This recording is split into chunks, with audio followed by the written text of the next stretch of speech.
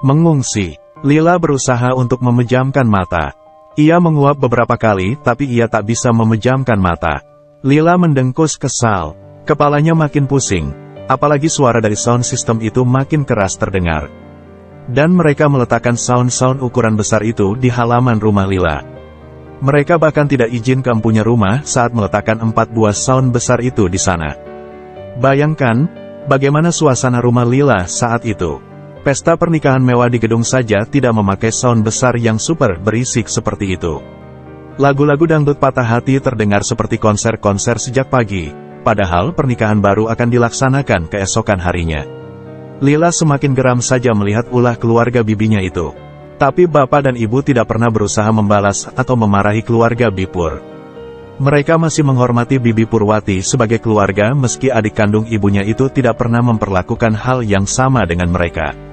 Ayo, kamu ikut saja tidur di rumah Bu Anggraini. Ibu muncul menyibak pintu kamarnya. Lila bangkit dengan malas. Ia berganti baju dan mengambil jilbabnya. Ibu sudah pulang dari rumah Bipur. Lila bertanya mengeraskan suaranya yang tenggelam karena suara lagu dangdut itu.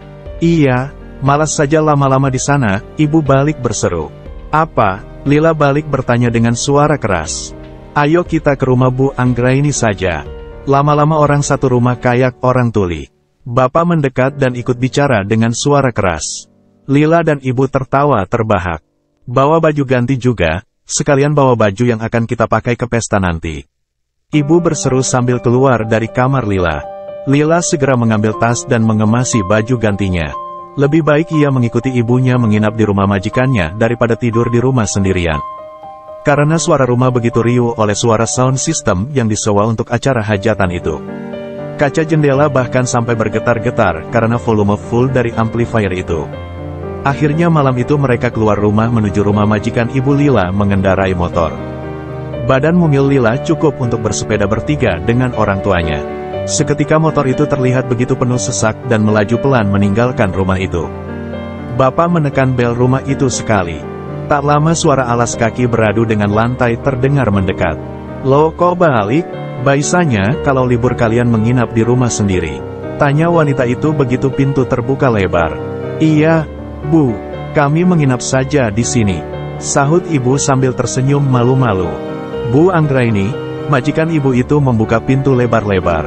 Lila mendekat dan segera mencium tangan Bu Anggraini. Enggak apa-apa, kami malah seneng kalian berlibur di sini. Jadi besok enggak repot bikin sarapan, kata Bu Anggraini sambil tertawa. Lila sudah besar ya, manis banget, ucap Bu Anggraini sambil menepuk pipi Lila. Lila hanya tersenyum malu. Maaf Bu, kami terpaksa bawa anak menginap di sini, karena di rumah berisik banget karena suara hajatan saudara. Bapak menjelaskan sambil mengikuti anak istrinya memasuki rumah mewah itu. Apa adik Bu Eni itu yang mengadakan hajatan? Tanya Bu Anggraini yang mendapat anggukan dari ibu. Iya, Bu, pestanya besok, jadi kami libur untuk bantu-bantu di pesta itu. Ibu menjelaskan pada Bu Anggraini yang terlihat malah sibuk mengamati Lila. Iya, boleh saja, sahut Bu Anggraini singkat. Apa keponakan kalian jadi menikah dengan mantan tunangan Lila? Bu Anggraini bertanya sambil melirik Lila. Lila sedikit terkejut. Dari mana majikan ibunya itu tahu cerita tentang Dimas yang akan menikahi Sari, sepupunya? Ah, pasti ibu yang bercerita pada Bu Anggraini. Ya, jadi, Bu, kini bapak yang menjawab. Sabar, ya, Bu Anggraini berkata sambil merangkul bahu Lila, membuat gadis itu canggung. Iya, Bu, Lila mengangguk riku sambil mengikuti langkah Bu Anggraini memasuki ruang tengah yang terdengar riuh. Keluarga Bu Anggraini berkumpul sambil menikmati kudapan di ruang santai itu. Gak jadi berlibur, Pak Men, sapa Pak Zain, putra bungsu Bu Anggraini itu. Liburan di sini saja, Mas, jawab Pak Men sambil tersenyum. Ini Lila, ya, sapa wanita yang Lila duga sebagai menantu Bu Anggraini itu. Iya, Bu, Lila mengangguk sambil tersenyum. Jangan panggil Bu, begitu. Panggil Mbak Aiza saja, sahut wanita manis itu ramah. Menolak tua, sindir Zain melirik Aiza. Apaan sih, serga Aiza sewot. Ayo, duduklah. Kamu juga Lila, Bu Anggraini berkata sambil duduk di sofa bed itu. Pak Men dan Bu Eni mengikuti duduk di atas karpet berbulu tebal itu, bergabung dengan kedua cucu Bu Anggraini yang sedang bermain ular tangga itu. Ibu dan bapak memang akrab dengan majikannya yang baik itu. Bahkan Bu Anggraini yang membiayai sekolah Lila dari SD hingga ia bisa sekolah SMA di sekolah terbaik di kota itu. Karena Lila juga termasuk gadis yang cerdas dan berprestasi membuat Bu Anggraini tidak segan mengeluarkan uangnya untuk membiayai pendidikan Lila. Lila, kamu nanti bisa tidur di pavilion saja, kalau di kamar ibu enggak akan muat. Bu Anggraini berkata, apa Lila kerja di sini juga? Zain bertanya sambil menatap Pak Men dan Bu Eni bergantian. Ia merasa sayang jika gadis itu menjadi pembantu di rumah mereka. Zain juga tahu, putri Pak Men itu anak yang pandai dan ia bahkan bisa kuliah jika ada kesempatan. Enggak, Zain, mereka ini berlibur ke sini dalam rangka mengungsi. Terang Bu Anggraini. Adik Bu Eni akan melaksanakan pesta pernikahan putrinya dan mereka terganggu suara bising dari sound system hajatan itu. Bu Anggraini bercerita seolah menjadi jubir terpercaya mereka. Tapi kok kalian gak bantu acara pernikahan itu? Zain bertanya heran. Bu Eni dan Pak Men saling pandang. Gini, jadi adik keponakannya Bu Eni ini akan menikah dengan mantan tunangannya Lila. Bu Anggraini menjelaskan kepada Zain. Lila menatap Bu Anggraini terkejut. Dari mana majikan ibunya itu tahu tentang semua kisah dramatisnya? Kini Lila melirik ibunya. Pasti ibu yang bercerita banyak hal pada Bu Anggraini. Kok bisa? Zain bertanya terkejut. Buktinya bisa, sahut Bu Anggraini lagi. Menurutku, gagalnya perjodohan Lila ada sangkut pautnya dengan mereka. Buktinya, setelah putus dari Lila, beberapa saat kemudian sepupu dan mantan tunangannya akan menikah. Timpal Bu Anggraini lagi. Zain dan Aiza menatap Lila dengan tatapan penuh simpati. Kalau begitu besok tidak usah datang saja. Biar kamu di sini saja, daripada kamu makan hati. Seru Bu Anggraini mulai kesal. Entah kenapa ia menjadi ikut baper. Ya enggak boleh gitu, mereka itu sepupu. Pasti orang akan menilai Lila ini jelek. Zain memberi opininya. Lila mendengarkan serius ucapan itu. Orang akan menilai kamu itu tidak bisa move on, sirik hingga gak mau hadir di pernikahan saudaranya sendiri. Tambah Zain lagi. Iya juga sih.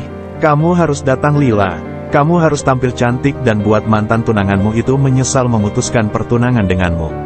Seru Aisyah bersemangat. Bener juga. Tapi apa kamu siap mental nih? Bu Anggraini bertanya sambil menatap Lila yang tampak bingung itu. Dia harus datang dengan seseorang yang bisa menguatkannya, Bu. Tapi bukan ibu dan Pak Men aja, loh. Imbuh Aisyah lagi. Jadi, kamu juga harus gandeng cowok juga. Minim buat nunjukin kalau kamu udah move on. Kata-kata Bu Anggraini membuat Lila seketika putus asa. Gak mungkin, Bu. Saya ini gak pernah punya teman cowok, sahut Lila pasrah. Teman kerja, yang bisa diajak main sandiwara gitu? Kembali Bu Anggraini bertanya. Lila menggeleng. Saya kerja di butik, gak ada cowoknya. Sahut Lila pelan. Carilah jomblo yang sekiranya mau dibawa ke pesta pernikahan itu. Aiza berkata sambil tersenyum pelik. Zain hanya melirik istrinya sekilas. Lila hanya tertawa kecil. Pak Men dan Bu Eni menatap putrinya dengan tatapan kasihan. Bu, buatkan saya kopi, ya. Suara yang berasal dari kamar yang terletak di dekat ruang santai itu menghentikan perbincangan seru itu. Iya, Mas. Bu Eni menoleh dan segera berdiri. Ia segera melaksanakan titah Rizal, putra sulung Bu Anggraini itu. Semua orang melirik ke arah pria yang hanya berdiri di ambang pintu kamarnya itu. Om, sini, ada kue, seru Almira sambil melambaikan tangan pada Rizal. Rizal hanya menggeleng.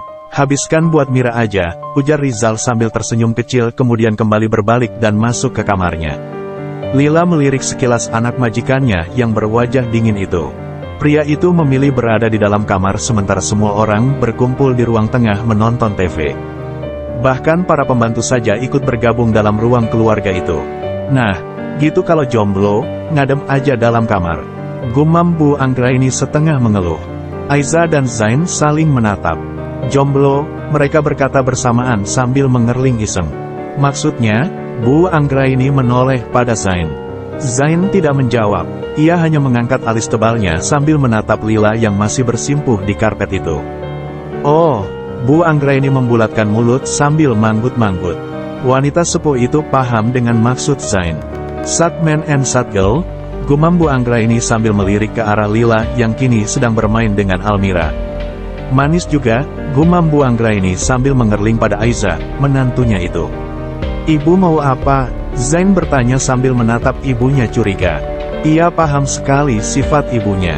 "Enggak kok," sahut Bu Anggraini cepat.